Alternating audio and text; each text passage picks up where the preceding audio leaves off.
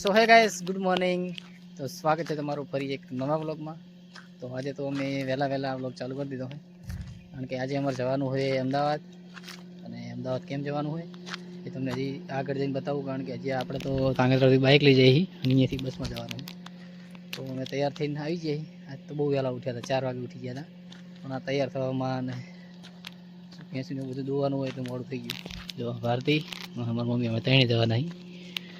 તો ચાલો મળીએ તાંગરા જઈને, કારણ કે અહીંયા બાઇક મૂકશું ને પછી બસમાં જવાનું. તો ચાલો મળીએ, બ્લોગમાં બન્યા રહેજો. આપણે જવાનું છે દર્શન કરવા માતાજીના, એટલે તમને તાંગરા જઈને. તો ચાલો બેસજો, હાલો બાઇકમાં.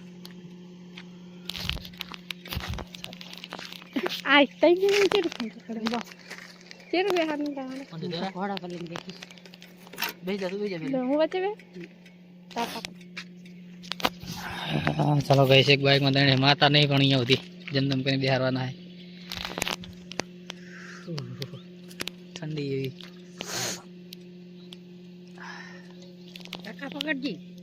પીનાનું પાણી જાય એ બાપા, હું તો ટાંકી પર પડી ગયો. દઈ ગયા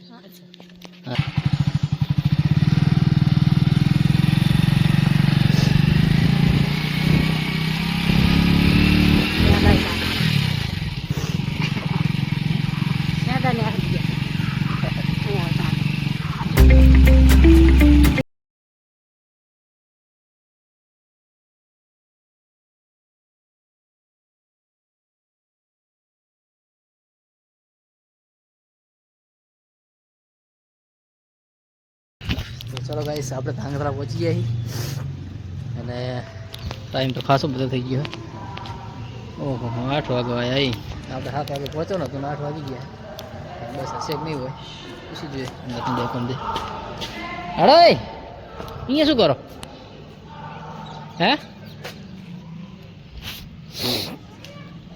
ચલો ગાઈસ, ચલો પૂછી જોઈએ જો બસ હોય તો. अरे हड़वत जाए दूसरे सुननगर जाती है, हड़वत थी आई सुननगर जाती हुए वो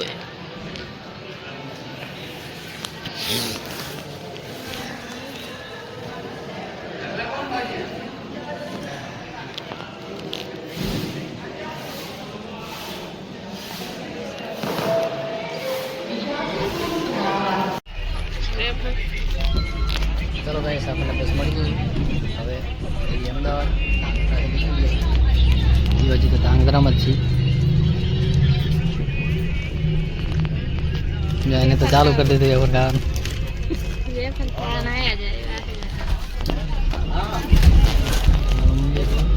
અને મેં અહીંયા અવાજ ઓછો આવશે બ્લોગમાં.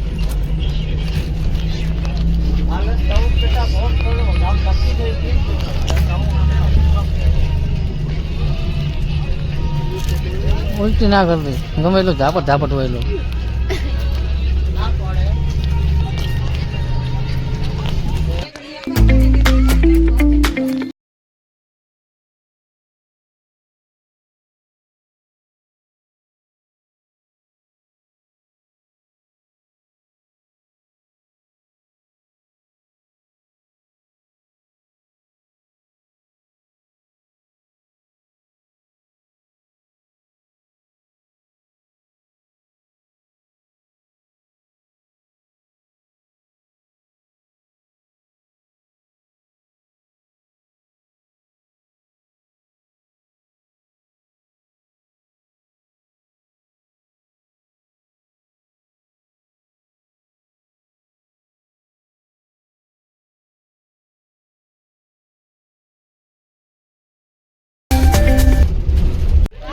ગાઈસ, આપણે હવે સામાન પર છે.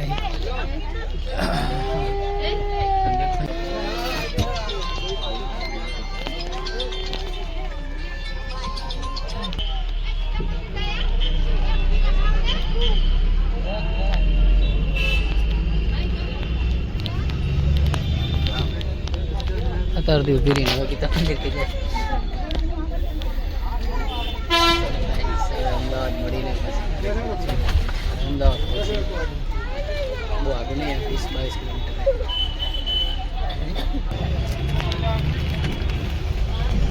પાછળ મસ્ત વ્યૂ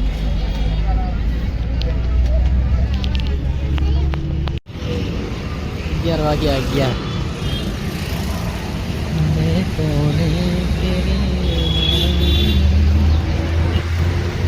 ગાઈસ આપણે બસમાંથી ઉતરી ગયા છીએ ને હવે જવાનું છે રાણી હાલો